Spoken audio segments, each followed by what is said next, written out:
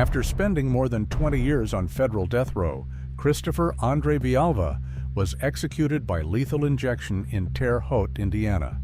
But to understand how he ended up there in the first place, we have to go back to a summer afternoon in 1999 outside a gas station in Texas.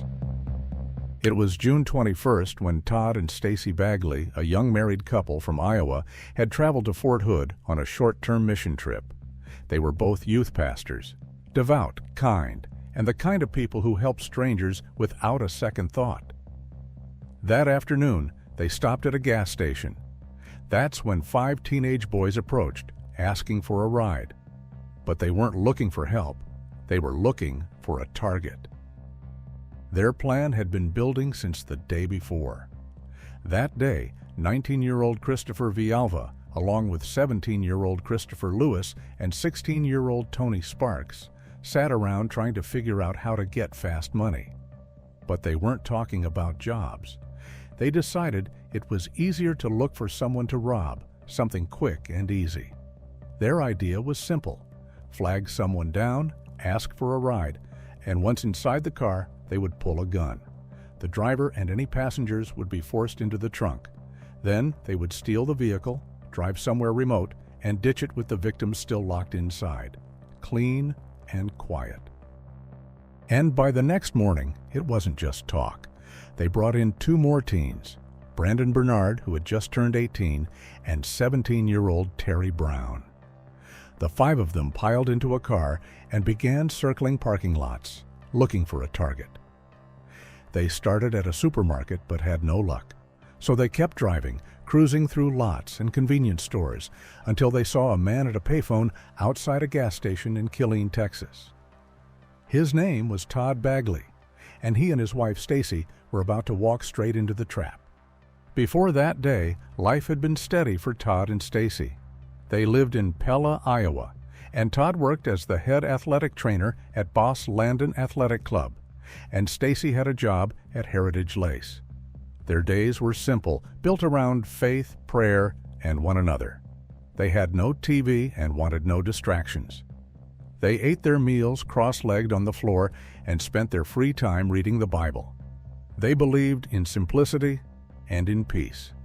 But in February 1999, they gave it all up. Todd believed God was calling him to do more, a friend later shared. So they packed what they had and moved back to Ottumwa, into the home where Todd grew up. There weren't any jobs waiting, just faith. And they soon filled their days with volunteering at church, studying scripture, and praying. Todd and Stacie spent hours reading the Bible together, and they weren't chasing money. They were chasing purpose. But in June 1999, they were back in Texas to visit old friends and attend a revival at their former church near Fort Hood, where Todd had once been stationed. On Sunday, June 20th, they went to a morning service and had lunch with friends afterward. Their day was filled with laughter, stories, and hugs. It felt good to be back. Later that afternoon, they pulled into a gas station in Killeen. Todd needed to make a quick phone call, and Stacie waited inside the car, probably still smiling from the conversations earlier that day. That's when Christopher, Lewis, and Tony walked up and asked Todd for a ride. They said they needed to get to their uncle's house, and Todd, being who he was, didn't hesitate. He told them it was no problem. Minutes later, Chris Vialva climbed into the back seat with his friends while Todd drove. Stacie sat beside him, and for just a moment, it might have felt like nothing was wrong, but then everything changed. Chris pulled out a Glock and aimed it straight at Todd. "The plans have changed," he said. At the same time, Tony pointed a smaller gun at Stacie. They ordered the couple to stop the car, then forced them out at gunpoint. They took everything: wallets, jewelry, bank cards, and Chris then shoved both Todd and Stacie into the trunk of their own car. But it didn't end there.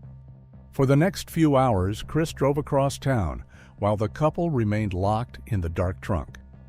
He stopped at several ATMs, but he wasn't able to pull much. There was less than $100 in their account. He let Tony and Christopher Lewis use the stolen cash to buy food at Wendy's, then stopped to pawn Stacie's wedding ring. At one point, he picked up cigars and cigarettes like it was just another day. As if there weren't two innocent people suffocating in the back of the car, terrified and praying, still hoping it would end some other way. And yet, something unexpected was happening in that darkness, something Chris would never understand. The Bagleys didn't scream, they weren't begging. They were talking about God, about grace, and about forgiveness. They told Christopher, Lewis, and Tony that they didn't come from money, but that they were rich in love and blessings. They spoke about Jesus, and they even mentioned the revival at Grace Christian Church. Ironically, a church Christopher Lewis himself had once attended. And their words shook something loose. All of a sudden, Tony didn't want to have anything to do with the robbery anymore, and he pulled Chris aside and said that he wanted out, that this had gone too far. But Chris wasn't backing down. He told Tony it was too late, that the couple had seen their faces, that they were witnesses, and witnesses couldn't be left behind. And then he said something no one could ever forget. The Bagleys had to die, and when they were dead, he would burn the car to make sure nothing was left behind. No names and no evidence, just ashes. Chris had already made up his mind. He drove back to his house and ran inside to grab a ski mask and a change of clothes. Tony walked off, but Chris didn't hesitate. He met up with Brandon and Terry and told them what was happening.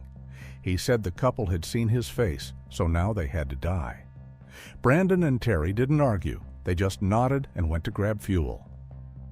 Chris drove them all to a remote stretch of land inside the Belton Lake Recreation Area, just outside Fort Hood, where it was quiet and secluded, the kind of place no one would stumble across by accident. He parked the Bagleys' car on a small hill while the others poured lighter fluid across the seats. Inside the trunk, Todd and Stacie were still alive, still praying, still hoping some kind of miracle might find them. Stacie's last words, muffled through tears, were, "Jesus loves you. Jesus, take care of us." Then Chris pulled on his mask and told Christopher Lewis to open the trunk. And when the lid lifted, Chris raised the Glock and shot Todd in the head, killing him instantly. Then he turned to Stacie and fired again, hitting her in the face. But she didn't die right away. It knocked her unconscious, but she was still breathing. Then Brandon stepped forward and lit the fire. Flames immediately filled the car and the smoke poured in. And even though she had already been shot, Stacie's body showed signs of suffering. She twitched and turned a bit, but she never regained consciousness. Eventually, she died of smoke inhalation. The four then stepped in Brandon's car, thinking the worst was over. But they didn't get far. As they tried to drive off, the car slipped off the road and landed in a muddy ditch. They pushed the car and spun the tires, but nothing helped. The wheels just sank deeper, and they were stuck. They pushed, cursed, and tried again. But it was too late. Someone had already seen the smoke and called for help. And by the sound of the sirens, the fire department wasn't far away.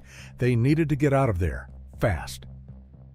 By the time the firefighters reached the scene, they found the Bagleys' car still burning. And when they popped the trunk, they discovered two bodies inside. Then, not far down the road, the police found the suspects, still trying to shove their getaway car free from the ditch. They never got another chance to run, and were arrested on the spot. Once the boys were in custody, the case moved quickly. Because the murders happened on military land, they were charged under federal law. But of the 5 teenagers who took part in the crime, 3 were underage. Chris Vialva and Brandon Bernard were both old enough to face the death penalty. The others weren't, but that didn't make them innocent. Terry Brown and Christopher Lewis were just 17 when it happened, and although neither one pulled the trigger or lit the fire, they were both part of it. From the moment the plan was made, to the cover-up, to the silence that followed, they were in it. But when it came time to face charges, both of them took a plea deal. They admitted guilt to second-degree murder and agreed to testify against Chris and Brandon in exchange for lighter sentences. Each of them was handed just over 20 years in federal prison, 248 months to be exact. Christopher Lewis was released in June 2017, nearly 2 decades after the murders, and Terry followed in January 2020. The youngest of them all was Tony Sparks. He was just 16 when it happened, barely old enough to drive, yet still sentenced to life without the possibility of parole. Unlike the others, Tony refused to take a plea deal, and even though he hadn't been around while Todd and Stacie were killed, his involvement was deep enough for the judge to hand him one of the harshest sentences a teenager can get. But in March 2018, after serving over 17 years, Tony's sentence was reduced from life to 35 years. For the first time, he had an actual release date, and unless something changes, Tony Sparks is set to walk free on April 28, 2030. As for Chris and Brandon, their trial began in 2000, and the evidence was overwhelming. Chris had pulled the trigger while Brandon had started the fire. And on June 13th, the jury made their decision. The jury returned with a guilty verdict on all counts. Chris was sentenced to death for the carjacking, for Todd's murder, and for Stacie's. And on the conspiracy charge, he received life in prison. Brandon was also sentenced to death for his role in the murder of Stacie Bagley, and he received life on the other counts. In December 2020, the state carried out his execution. As he lay strapped to the gurney, Brandon lifted his head, looking toward the witness room windows. "I'm sorry," he said quietly. "That's the only words that I can say that completely capture how I feel now and how I felt that day." About his role in the killing, he said, "I wish I could take it all back, but I can't." Over the next 20 years, Chris sat on death row, filing appeal after appeal. His attorneys argued that the jury never heard about his mental health struggles, his childhood trauma, or the possibility that he could have changed. They tried to show another side of him, said he was broken long before that summer night. Born to a white mother and a black father, in a place where that mix came with a price. His father was reportedly abusive, violent toward both Chris and his mother. But even after she left, things didn't get better. She dated other white men who made it clear they wanted her, not her black son. Chris learned early what it felt like to be unwanted, unclaimed, and pushed aside. His extended family kept their distance. His teachers called him disruptive, but never violent. He wasn't dangerous, they said, just lost. And his friends said the same. Still, that ache to belong didn't go away. So he found a place that welcomed him, a gang. And for the first time in his life, he felt chosen. But that need for acceptance pulled him into something darker.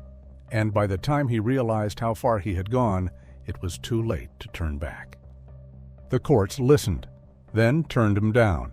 Again and again, judges upheld the sentence. Whatever Chris had suffered as a child, whatever pain, rejection, or confusion he carried, they believed it didn't outweigh what he had done. Then, in 2020, the federal government resumed executions for the first time in over 17 years, and Chris was among the first on the list. But his legal team made one final attempt to stop it, pointing to potential bias in his trial and the fact that nearly all the jurors were white, while Chris was not. After the conviction, Chris had turned inward, reaching for something he had spent most of his life avoiding: his mother's faith. He converted to Messianic Judaism, a belief system that blends Jewish tradition with the belief that Jesus is the Messiah. From his cell, he began preaching to other men on death row, not about innocence, but redemption. Something he said wasn't just possible, but necessary, even if no one ever saw it but God. In a video statement, Chris expressed regret for what he had done. "I committed a grave wrong when I was a lost kid and took 2 precious lives from this world," he said. "Every day I wish I could right this wrong." But it didn't matter. The appeals were denied, and his date was set. On September 24, 2020, his final day came. For his final meal, he requested Pizza Hut. Later, guards led him to the execution chamber at the federal penitentiary in Terre Haute. He wore black glasses with lenses thick enough to distort his eyes, but his steps were steady. As he lay down on the gurney, he offered a prayer, then turned his words toward the family of Todd and Stacie Bagley. "Father, heal their hearts with grace and love," he said. "I'm ready, Father." When the injection began, he opened his eyes wide, brows tightening as he scanned the green-tiled ceiling. He let out a long yawn, then slowly turned his head toward the glass where his mother stood watching. He didn't look away. His mouth fell open. His head tilted in her direction. And then he stopped moving. 20 minutes passed. Then a prison official stepped in, pressed a stethoscope to his chest, then left again without a word. Moments later, a voice over the intercom declared him dead at 6:42 p.m. Later, officials corrected the time to 6:46 p.m., but no explanation was given. Christopher Vialva was 40 years old.